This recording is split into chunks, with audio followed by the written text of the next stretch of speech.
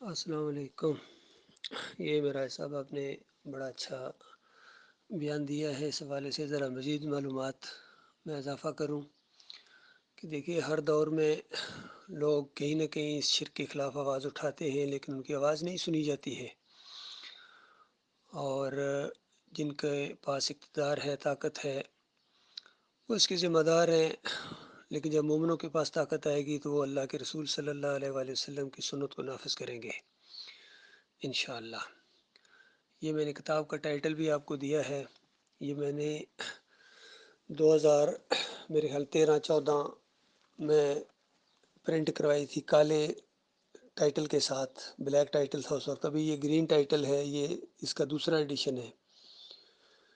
انشاءاللہ اس کو بھی پرنٹ کرایا جائے گا۔ اور اس کے اوپر دیکھیے، میں نے شروع میں لکھا ہے کہ یہ ایک کھلا خط ہے آرمی چیف کے نام، پرائم منسٹر کے نام، چیف جسٹس کے نام، اور تمام پولیٹیکل جتنے لیڈر ہیں یا ریلیجیس لیڈر پائے جاتے ہیں جہاں کہیں بھی بڑے بڑے دنیا میں، ان سب کو یہ کتاب میں نے بک پوسٹ کی ہے، سب کو، بہت زیادہ بڑے تعداد پہ۔ اس کے بعد یہ جو پیج آپ کے سامنے میں نے پہلے پکچر جس کی بھیجی ہے، جس میں ایک مسجد کا فوٹو بھی بنا ہوا ہے، گنبد کا فوٹو بھی اس میں نظر شاید نہ آئے، لیکن اس میں ہے، پکچر ذرا مدھم ہے۔ 135 پیج کے اوپر سے میں ذرا پڑھتا ہوں، انگلش جاننے والے یہ سمجھ جائیں گے، اور تھوڑا بہت میں اس کا مفہوم بھی بیان کر دوں گا جو انگلش نہیں پڑھ سکتے ہیں۔ اس میں اوپر یہ بتایا گیا ہے کہ دیکھو، یہ جو گنبد ہے، even the picture of the tomb is made on masallas, prayer mats, and on the title page of Quran as well. The wallpaper of Peace TV. یہ بتایا گیا ہے کہ یہ جو گنبد ہے، اس کی فوٹو آج کل مسلح کے اوپر اور جائے نمازوں کے اوپر، یعنی یہ، اور قرآن کے اوپر بھی اس میں یہ چھاپی جاتی ہے۔ حتیٰ کہ پیس ٹی وی جو ڈاکٹر ذاکر نائک کا ہے، اس کے بھی بیک گراؤنڈ میں یہ گنبد دکھایا جا رہا ہوتا ہے۔ اسی طرح ڈاکٹر اسرار کی کئی پروگراموں کے اندر پیچھے گنبد دکھایا گیا ہے، علی انجینئر کی کئی پروگراموں کے پیچھے گنبد دکھایا گیا ہے۔ سعودی عرب میں ایک ان کی کرنسی نوٹ چھپا تھا، اس کے اوپر بھی یہ گنبد موجود ہے۔ اور بتایا گیا کہ اس کا کون ذمہ دار ہے، اس شرک کا کون ذمہ دار ہے، شرک یا سمبل کا کون ذمہ دار ہے۔ یہ بہت ہی ایک مشکل سوال ہے کہ اس کا ذمہ دار کون ہے۔ اوورال تو جو رکھوالے ہیں اس کے ذمہ دار ہیں، یا جس نے اس کو قائم رکھا وہ بھی اس کا ذمہ دار ہے، لیکن ایک سوال عام آدمی کرتا ہے کہ اس کا کون ذمہ دار ہے۔ اور یہ راز کھل گیا چند دن پہلے، یعنی اس وقت میں یہ لکھ رہا ہوں 2014 میں، کہ ایک اخبار ہے the Time of India Middle East, یہ اس اخبار کا نام ہے، یعنی مڈل ایسٹ کے اندر یہ اخبار چھپتا ہے۔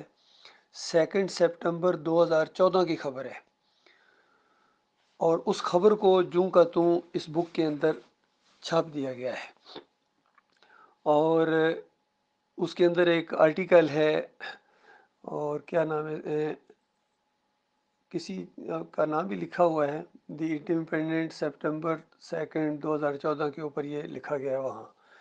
اس کے 61 نمبر پیج کے اوپر، اس ڈاکومنٹ کے 61 نمبر پیج کے اوپر لکھا گیا ہے کہ documents also calls for the removal of Muhammad جس ریمیننگ جس ٹام کو ریموول کے لیے ایک پروپوزل پیش کی گئی کہ اس کو ریموو کیا جائے، کیونکہ یہ شرک کا سمبل ہے۔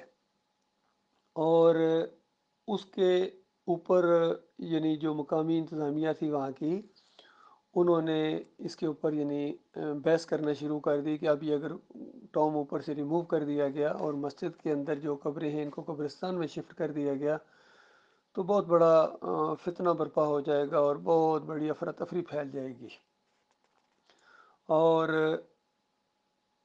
اس کے بعد لوگ پتہ نہیں حج پر نہیں آئیں گے کہ کیا ہوگا، یہ اس طرح کی چیزیں لکھی ہوئی اس آرٹیکل کے اندر کہ، اور اس کے اندر یہ بھی لکھا ہوا ہے کہ یہ ایک شرک ہے، شرکیہ چیز ہے، جو مسجد کے اندر یہ شرکیہ چیز ہے، سمبل ہے، گنبد ہے، اس آئیڈیالوجی اسلام کی آئیڈیالوجی کے خلاف ہے، اور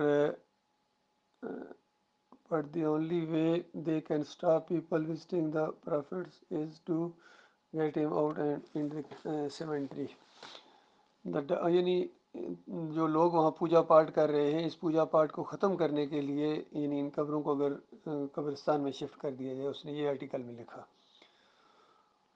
The documents also calls for the green tomb which covers the tomb and these living quarters to be removed, and the ultimate removal of the prophet's body to the nearby cemetery in قریبی جو جنت البقیع میں وہاں اس کو shift کر دیا جائے قبروں کو. یہ آرٹیکل کے اندر لکھا ہوا ہے.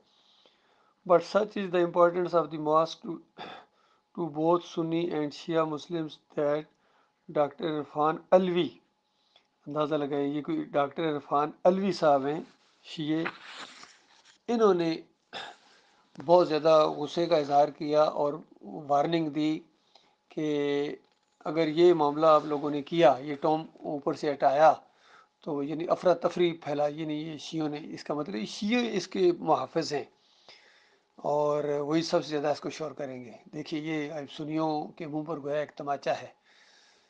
The Independent was unable to contact the Saudi Arabian embassy, but it said it is a statement last year the development of the Holy Mosque of Makkah. یہ آگے مزید اس میں چیزیں دی گئی ہیں کہ یہ جو مسجد اور مسجد الحرام کی یہ توسیع کے لیے اور سب کچھ کام کر رہے ہیں، یہ ساری چیزیں اس میں دی گئی ہیں. اس واقعے کے اوپر، اس ڈاکومنٹس کے آرٹیکل کے اوپر جو نیچے کمنٹس لکھے ہیں وہ ہے: There is no doubt that the presence of 3 graves with green tomb in Masjid Nabawi is against the teaching of last Prophet Muhammad sallallahu alaihi wasallam and basic faith of Tawheed in Islam.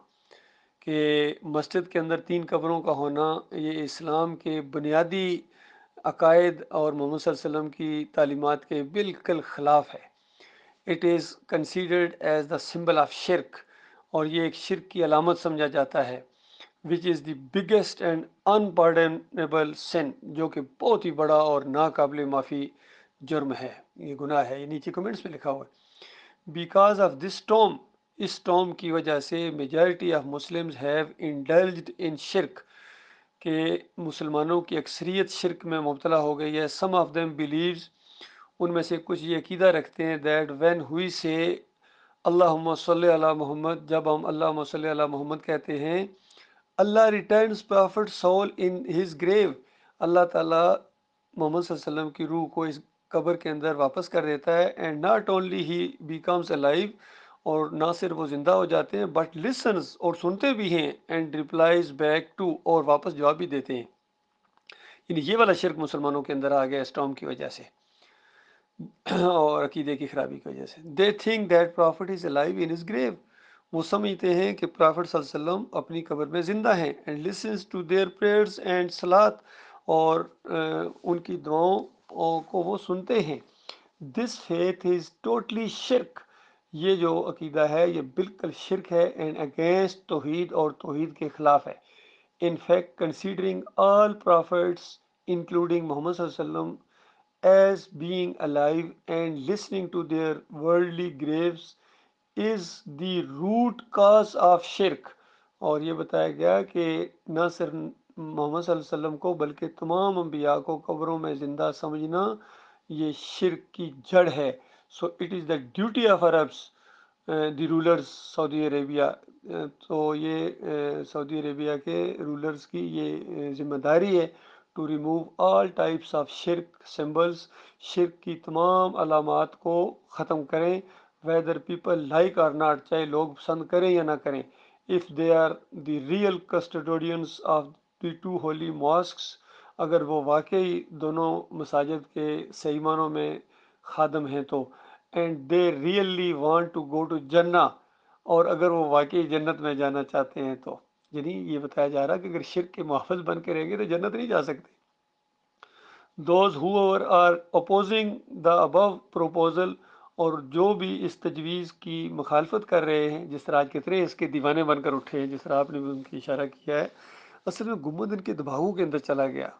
اور گمت کو شرک کہتے ہوئے ان کو ایسا خوف محسوس ہوتا ہے، بلکہ اگر کوئی دوسرا شرک کہے تو غصے میں آ جاتے ہیں، گستاخی رسول کے فتوے لگانا شروع ہو گئے ہیں، اندازہ لگے علامہ صاحب اور یہ جتنے بھی مفتی ہیں اور یہ بڑے بڑے مناظر باز۔